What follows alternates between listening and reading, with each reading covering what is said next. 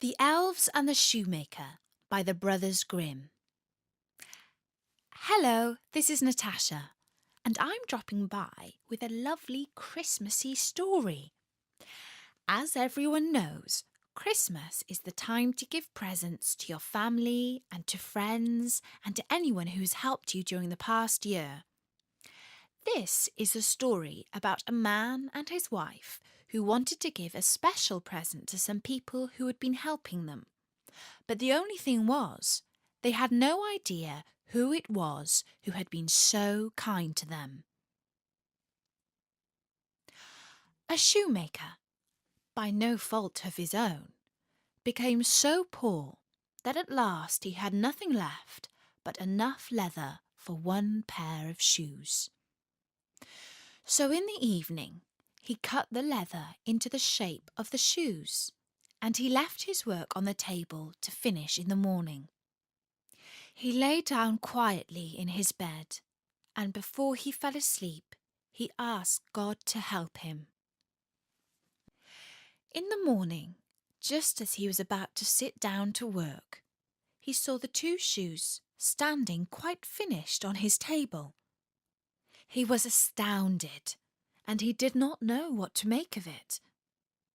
He took the shoes in his hands to look at them more closely, and he saw that they were so neatly made that there was not one bad stitch in them.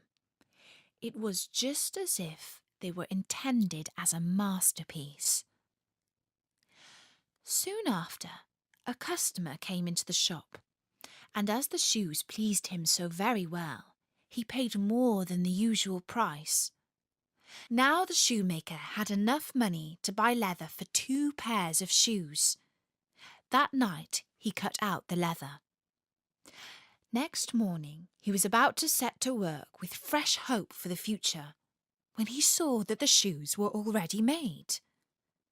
There was no shortage of customers who wanted the shoes. The shoemaker soon had enough to buy leather for 4 pairs of shoes. The following morning he found the 4 pairs made, and so it went on. Any leather that he cut out in the evening was finished by the morning. Soon he was no longer poor, and he even became quite rich. Now one evening, not long before Christmas, the man finished cutting out the leather as usual. But this time he said to his wife, "Let's stay up tonight to see who it is that lends us this helping hand."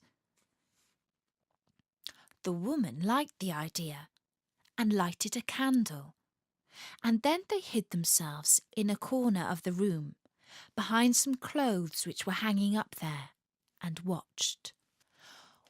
When it was midnight, 2 little elves came into the room, both without any clothes on, and sat down by the shoemaker's table. They took all the work which was cut out before them, and began to stitch and sew and hammer so skillfully and so quickly with their little fingers that the shoemaker could not turn away his eyes for astonishment. They did not stop until all was done, and stood finished on the table, and then they ran away quickly. The next morning the woman said, "The little men have made us rich, and we really must show that we are grateful for it. They run about so, and have nothing on, and must be cold. I'll tell you what I'll do. I will make them little shirts and coats and vests and trousers, and knit both of them a pair of stockings, and you can help too. Make them 2 little pairs of shoes." The man said, "I shall be very glad to do it." And one night, when everything was ready, they laid their presents all together on the table instead of the cut-out work, then hid themselves to see what the little men would do. At midnight they came bounding in, and wanted to get to work at once. But as they did not find any leather to cut out, but only the pretty little articles of clothing, they were at first puzzled. And then delighted. They dressed themselves very quickly, putting the pretty clothes on and singing, "Now we are boys so fine to see, why should we longer cobblers be?" Then they danced and skipped and leapt over chairs and benches. At last they danced out of the doors. From that time on, they came no more.